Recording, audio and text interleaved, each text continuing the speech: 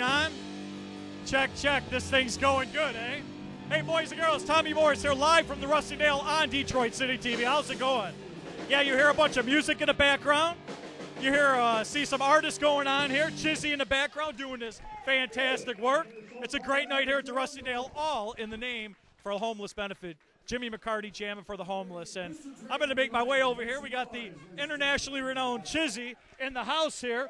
Chizzy doing all kinds of work. You can see he's got these fantastic paintings everywhere that he's going to raffle off, that he's going to give to the homeless benefit here in the name of charity. It's community conscience. Chizzy in the house here. What's going on, my friend? Chizzy, what's going on? Hop on in here, man. I'll come out of the painted area for you. Hey, there you go. Hey, thanks for being here tonight, man. We got a bunch of great paintings coming up here. Glow in the dark, all kinds of things happening here. And you've been homeless. Yeah, for the homeless, right? That's what I'm about, man. And you are certainly no stranger to all kinds of charity events in the past and coming up in the future. So, what are some of the past events that you've done? I've done annual fundraisers for such things as Boys and Girls Club, United Way, which are kind of one and the same.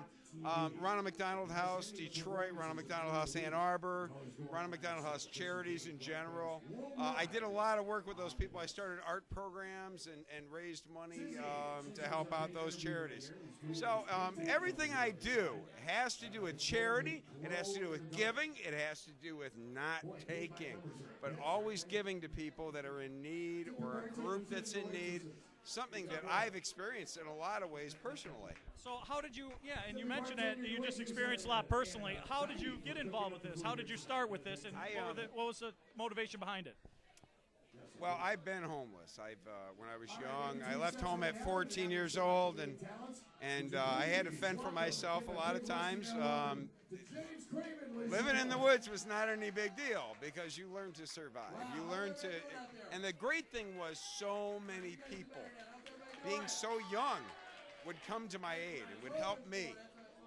And why wouldn't I do the same thing as I got older? Well, of course I would, man, absolutely. And if I have a gift, I want to share it. That's why I'm supposed to do it. That's beautiful.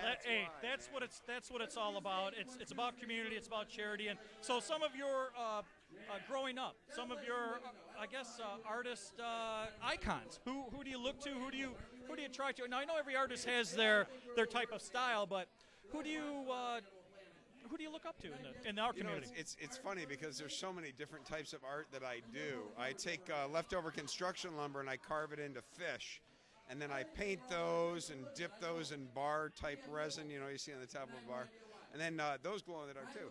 And, again, they raise money for charity. I call those Chizzy's Fish Sway because I'm recycling. Even the wood for these canvases is recycled. I just got a battery-operated lawnmower. I love that, So I want an environmental conscious message going out also because, for example, I buy the Oops paints. That's the only paint that you're seeing tonight. What you're seeing right there is all Oops paint, and it's all paint that was either that or given to me. Now, what do you have? What do you have for us here? I mean, do you have any names for these yet? Or, I mean, let's. It's all good. Let's take a look at what you got going on here. You said who inspired me. Pollock was an inspiration, obviously. M.C. Escher, Norman Rockwell. When I look in pottery, people like McCoy and even Fabergé was great influence to me from a color, from an enamel standpoint. I went to art schools all over the place, and I was fortunate because when I was in Ann Arbor, I had to switch high schools a lot, not having a place to live. And I got to go to great schools and be loved by many people. So I actually had like 3 high schools worth of friends. So, which is a great thing. In fact, one of my friends is here tonight from high school.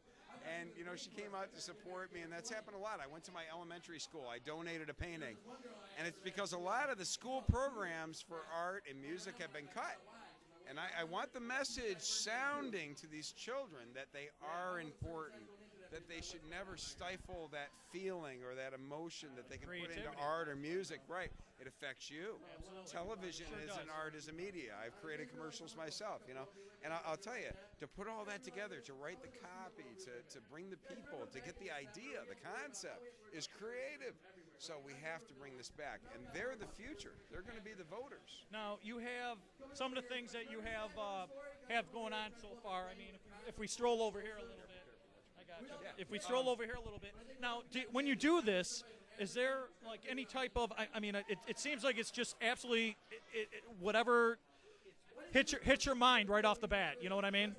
It's actually a lot of the times there's a true feeling of a person or an organization or a charity, for example, that I'm working with, and that will inspire the painting. For example, there's a lady here who I really love, and I hope that she buys it because it started out as an inspiration for her, and I used yellow primer